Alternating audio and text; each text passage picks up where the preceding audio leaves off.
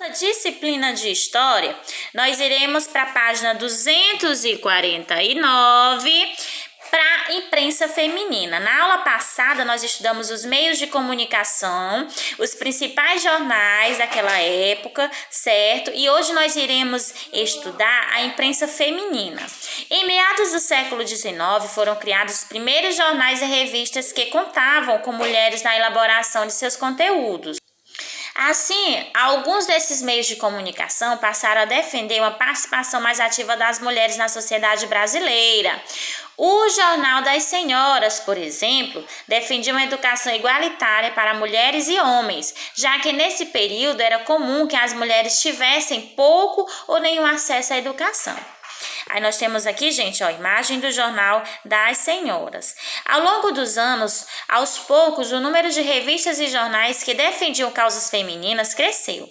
Esses meios de comunicação foram essenciais para que as mulheres conquistassem direitos que antes eram garantidos apenas aos homens, como o direito ao voto, que passou a se estender às mulheres apenas na década de 1930. Gente, nós vimos aqui que a mulher, ela passou a ocupar um lugar na sociedade, ativamente falando, nesse período aqui, quando foi elaborado esse jornal, certo? O Jornal das Senhoras, que foi em 1853. Também, com essa conquista, ela passou a ter o direito de votar, certo?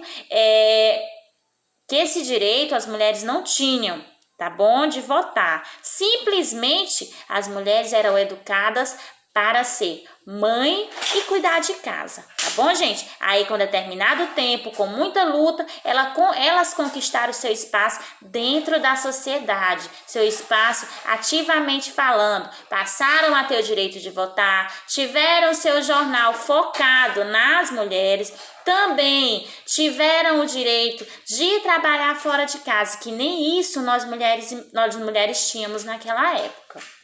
Na página seguinte, nós temos aqui as mulheres nas revistas. As revistas brasileiras do início do século XX costumavam tratar dos mais diversos assuntos. Algumas delas traziam seções especialmente dedicadas a público feminino, como temas que procuravam exaltar a imagem da mulher moderna.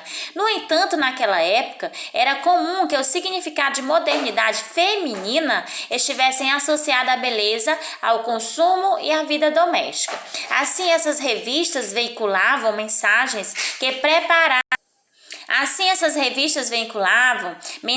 que preparavam as mulheres para o casamento e para a maternidade, além de aconselharem sobre a beleza e o comportamento. Gente, nós podemos ver aqui que o foco das mulheres era simplesmente ser preparada para cuidar de casa, ser uma mulher moderna, bonita e ser mãe, não é verdade? E nós vimos que nós mulheres, nós exercemos papéis extraordinários. Ocupamos hoje no mercado de trabalho as profissões que antes eram vistas simplesmente masculinas. E nós vimos que nós mulheres, dependendo da situação, nós nos sobressaímos muito bem e desenvolvemos atividades masculinas até melhores do que os próprios homens. Então, nós passamos a conquistar o nosso espaço dentro da sociedade. Isso é bom ou é ruim? Isso é bom, certo? Isso é bom para a mulher ser vista de uma forma ampla. Mulher não é só mãe, mulher não é só dona de casa, mulher também, ela é um instrumento de trabalho, certo? Mulher tem que ser valorizada em todas as atividades que elas fazem. E não é ser diminuída não, porque a mulher é sexo frágil. Não, mulher, ela ocupou seu espaço por merecimento, porque ela trabalhou em prol dessa conquista, certo? E aqui na página seguinte, página 251, nós temos algumas revistas, tá bom? Aqui na primeira imagem nós vemos uma mulher cuidando da sua filha, né? A revista estampava a maternidade como a missão de todas as mulheres. A revista feminina de 1920. Aqui embaixo nós temos a imagem de uma mulher na praia. Se vocês observarem, até as vestimentas das mulheres naquela época, em 1928, era totalmente diferente das que nós vemos hoje. Hoje em dia a mulher está se mostrando mais. certo? Só que esse se mostrar mais, de certa forma, traz um olhar negativo para a sociedade, porque a gente vê que tem algumas mulheres que se vulgarizam na forma de se vestir, mas não é a roupa que vai dizer o que ela é não, tá bom, gente? Não vamos julgar dessa forma. Só que houve uma mudança muito grande em relação ao comportamento, em relação às vestimentas. Hoje em dia a gente viu que teve assim uma mudança drástica, tá bom? E aqui embaixo nós vemos uma mulher se olhando no espelho, né? Grande parte da publicidade era dirigida ao público feminino. Essa propaganda geralmente trazia as imagens de uma mulher e associava seus produtos à beleza, ao conforto, à elegância e à modernidade. Ao lado, a propaganda de pó de arroz, vinculada na revista Careta em 1921. Então, pessoal, nós vimos aqui as várias faces que as mulheres ocupavam e ocupam até hoje. Antes era focada na maternidade, na beleza e tomar conta de casa, tá bom? Hoje em dia é bem amplo os espaços e as áreas onde nós mulheres ocupamos. Página seguinte, a imprensa operária. Entre o final do século XIX e o início do século XX, houve um grande crescimento do número de indústrias instaladas no Brasil. Porém, nesse período, os trabalhadores não tinham direitos trabalhistas e as condições de trabalho nas fábricas eram péssimas. Insatisfeitos, muitos operários se uniram para reivindicar melhoras.